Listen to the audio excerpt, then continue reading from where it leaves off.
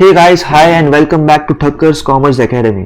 ठीक है, so in case if you are watching my YouTube channel और in case if you are watching my videos on my websites, जहाँ पे भी आप मेरे साथ जुड़े हुए हो, अगर आपको कुछ लेक्चर्स के दौरान कुछ डिफिकल्टीज हो रही है, डाउट्स आ रहे, क्वेश्चंस आ रहे, राइट, तो हाल फिलहाल के लिए आप लोग क्या कर सकते हो, you can get back in touch with me via this 3 mediums. ठीक है, tts.thakkar नाम के मेरा खुद का इंस्टाग्राम का अकाउंट है, फेसबुक पेज ये रहा मेरा फाइनेंस मेनिया बोल के, and this is my Facebook account.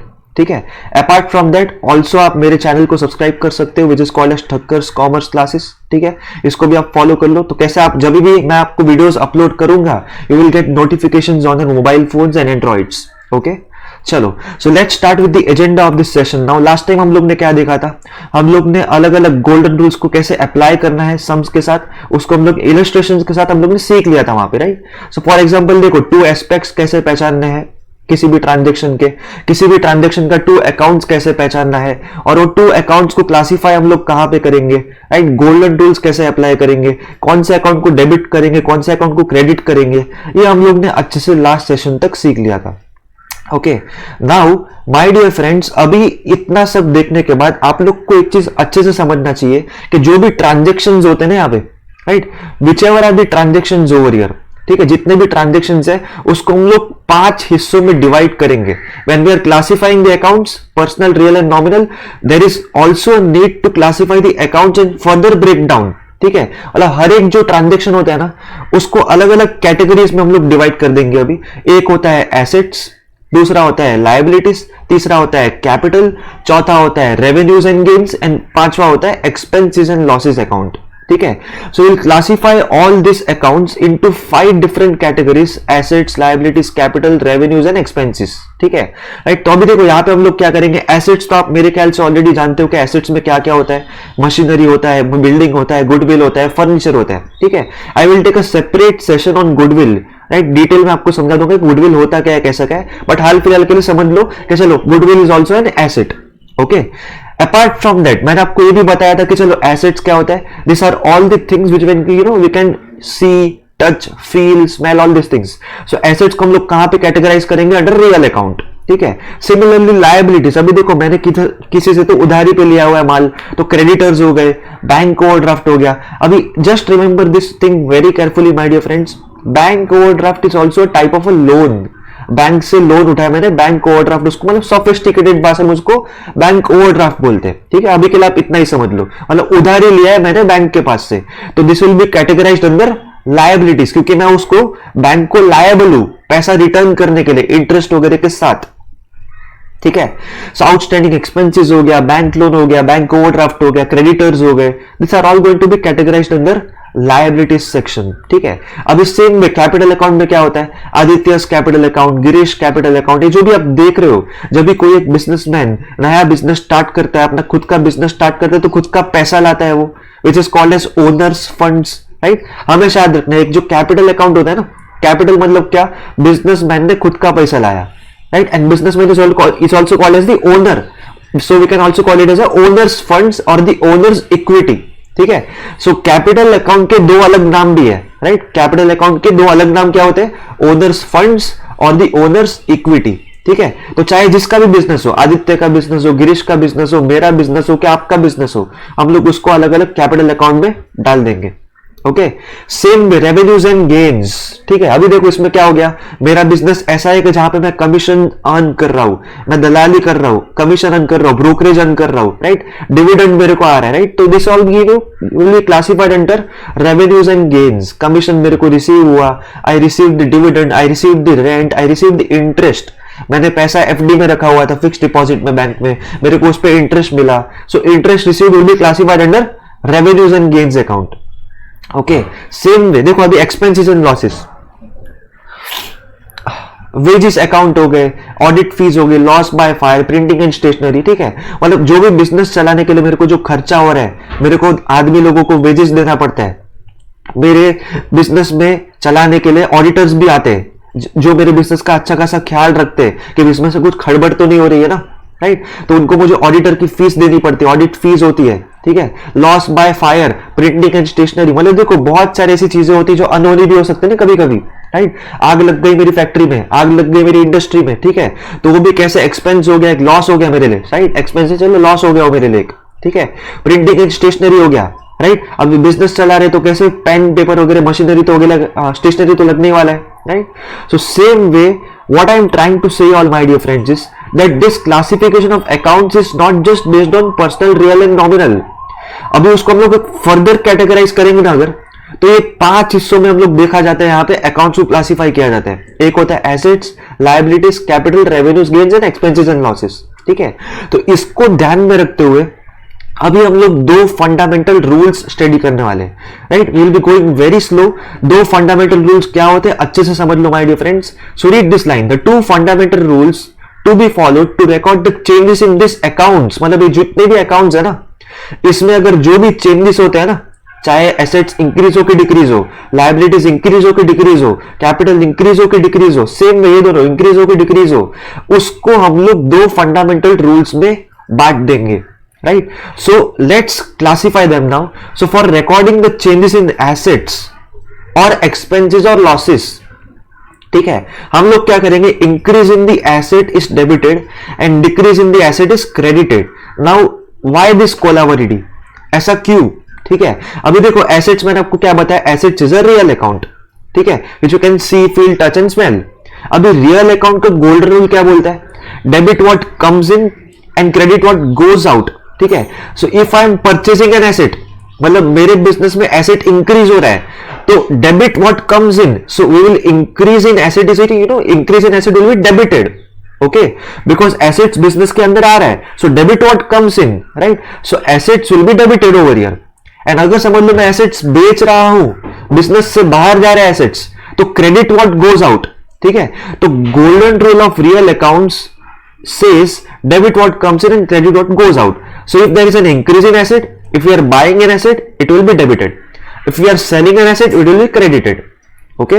Similarly now expenses and losses, मैंने आपको क्या सिखाया था my dear friends, expenses and losses क्या होता है, it's categorized under the nominal account, क्योंकि हम लोग ने क्या कहा था, all expenses and losses and all incomes and gains will be classified under nominal account, ठीक है। और nominal account का golden rule क्या बोलता है my dear friends। So the golden rule of nominal account says debit all expenses and losses and credit all incomes and gains, ठीक है। So अगर मुझे कुछ ना कुछ खर्चा हो रहा है, मेरे खर्चे में बढ़ोतरी हो रही है, मेरा लॉसेस बढ़ रहा है, लॉस बाय फायर हो गया, या तो मेरे खर्चे बढ़ रहे हैं, राइट, तो all expenses and losses will be debited, right. So therefore I can say that increase in expenses and losses, मतलब अगर एक्सपेंसेस और लॉसेस में कुछ बढ़ोतरी हो रही है तो उसको हम लोग डेबिट करेंगे, ठीक है। और अगर वो खर्चा मेरा कम हो रहा है, मेरा एक्सपेंसेस कम हो रहा है, मेरा लॉसेस कम हो रहा है, सो कैन आई से माय डियर फ्रेंड्स, अगर मेरा एक्सपेंसेस और लॉसेस कम हो रहा है, इसका मतलब मेरा रेवेन्यूज और गेन्स इंक्रीज हो रहा है, ठीक है, तो उसको हम लोग क्रेडिट कर देंगे फिर, right. So therefore my dear friends, if there is an बढ़ोतरी, if there is an increase in expense and losses, it will be debited, and if there is a decrease in expense and losses, it will be credited, okay. So एक golden rule हमेशा याद रखना nominal account का, debit all expenses and losses and credit all incomes and gains.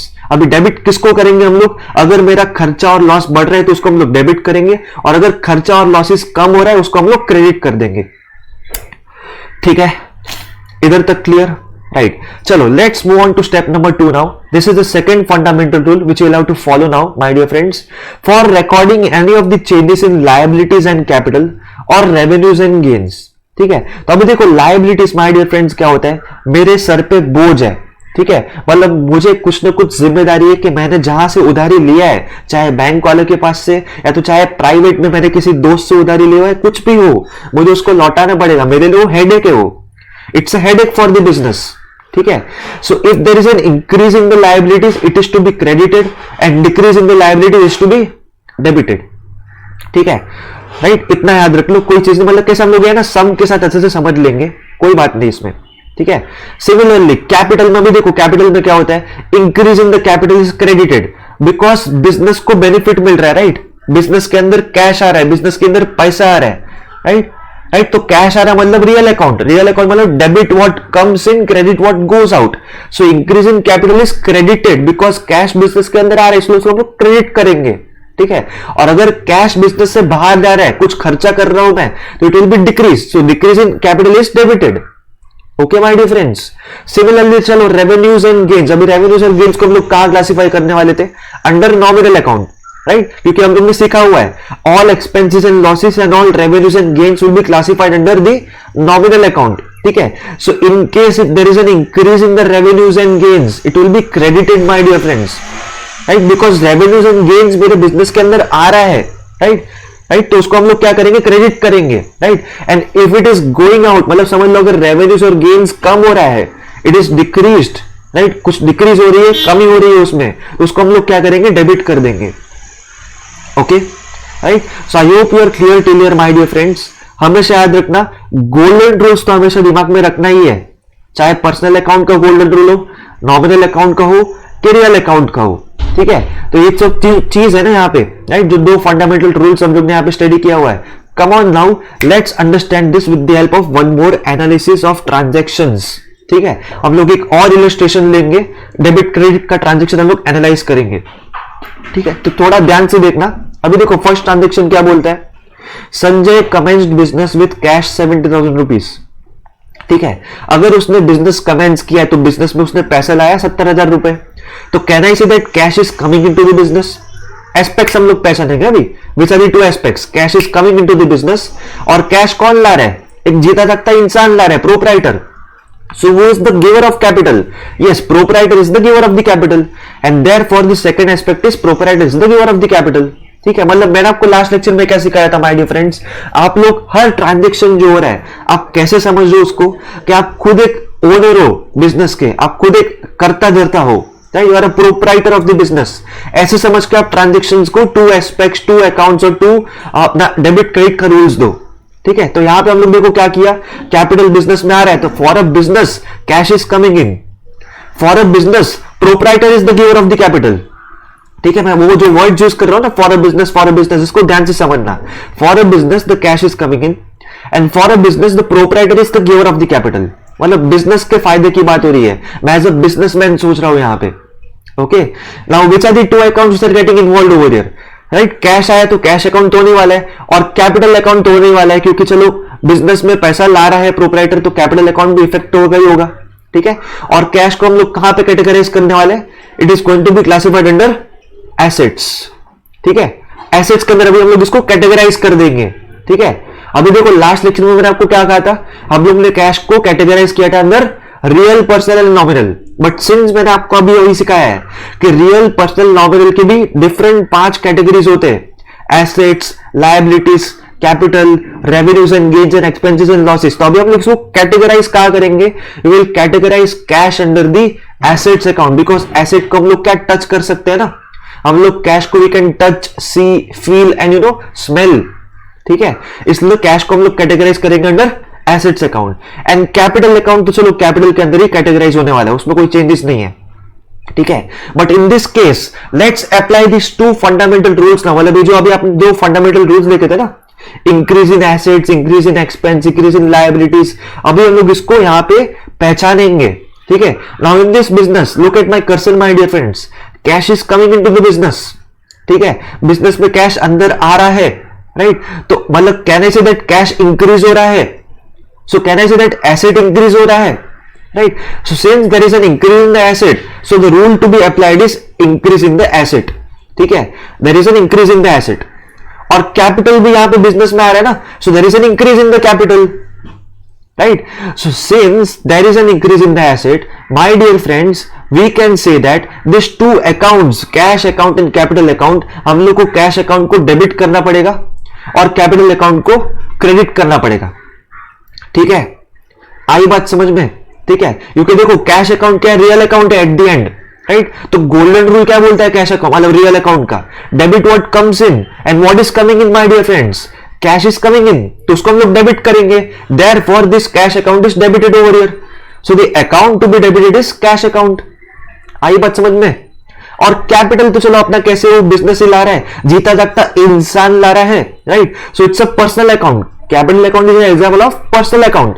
तो personal account का golden rule क्या बोलता है my dear friends, debit the receiver, credit the giver, ठीक है, in this case proprietor is the giver of the capital, यहां पे proprietor is the giver of the capital, ठीक है। सो ये जो कैपिटल अकाउंट है उसको हम लोग क्रेडिट करेंगे, right, since we have to credit the giver, right, so therefore the account to be credited is the giver account, capital account, right, जो प्रोप्राइटर पैसे ला रहे हैं बिजनेस में।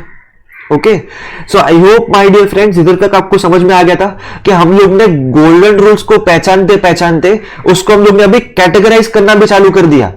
Cash account will be categorized under the assets, ठीक है। अभी हम लोग ने गोल्डन रूल्स भी सीख लिया और कैटेगराइज करना भी सीख लिया, और दो फंडामेंटल रूल्स के साथ साथ भी हम लोग ने सीख लिया कि किसको हम लोग डेबिट करेंगे और किसको हम लोग क्रेडिट करेंगे। Okay, so with this clarity, now my dear friends, let's move forward and understand second most important transaction, which is called as rent, which is paid by cash 5,000 rupees to Amol। मतलब मेरा जो खर्चा है rent का जो मुझे हो रहा है हर महीने, मैं भाड़े पे अपना धंधा चला रहा हूं, समझ लो कि मेरा ठेला है पानी पूरी का, ठीक है। तो पानी पूरी का ठेला चलाने के लिए मैंने जो ठेला है मैंने अमोल नाम के बंदे के पास से ठेला उधारी पे लिया है, रेंट पे कर रहा हूं मैं वो अपना धंधा।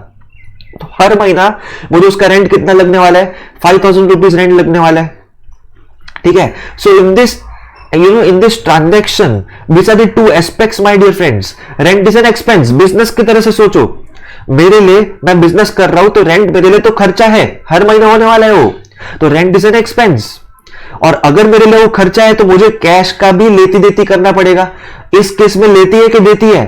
यस, इस केस में देती है क्योंकि कैश बाहर जा रहे हैं बिजनेस के। So for a businessman cash is going out of the business, right? So the two aspects in this particular transaction is rent is an expense and cash is going out. Okay, अभी rent, चलो मतलब कैसे rent की बात हो रही है तो हर महीने की बात है ना, वो एक महीने की बात थोड़ी है। तो हर महीने का मुझे खर्चा हो रहा है रेंट का, अलग अलग चीज का, ठीक है, तो मुझे रेंट अकाउंट अलग बनाना पड़ेगा। So the two account which are getting involve over here is सीधा सीधा रेंट अकाउंट तो इन्वॉल्व हो ही रहा है और कैश अकाउंट भी इन्वॉल्व हो रहा है क्योंकि कैश का भी लेती देती तो हो ही रहा है ना बाबा। Okay, now my dear friends, मैंने आपको क्या सिखाया, चलो पर्सनल, रियल, नॉमिनल तीन होते हैं। अभी वो तीन को हम लोग के सब कैटेगरीज होते हैं, पांच सब कैटेगरीज होते हैं, राइट। एसेट्स हो गया, लायबिलिटीज हो गया, expenses and gains, revenues and capital हो गया, जो भी है वो कैपिटल हो गया, रेवेन्यूज एंड गेन्स हो गया, जो भी है जो हम लोग ने यहाँ पे सीखा था अभी। Okay, so let's categorize them my dear friends. देखो यहाँ पे कैटेगराइज करो, ये जो रेंट अकाउंट होता है इसको हम लोग कहां पे कैटेगराइज करेंगे। अभी रेंट मेरे लिए खर्चा है, it's an expense to me, so we'll be categorizing them under the expense account my dear friends। so इसलिए मैंने यहाँ पे लिख दिया expense account, ठीक है।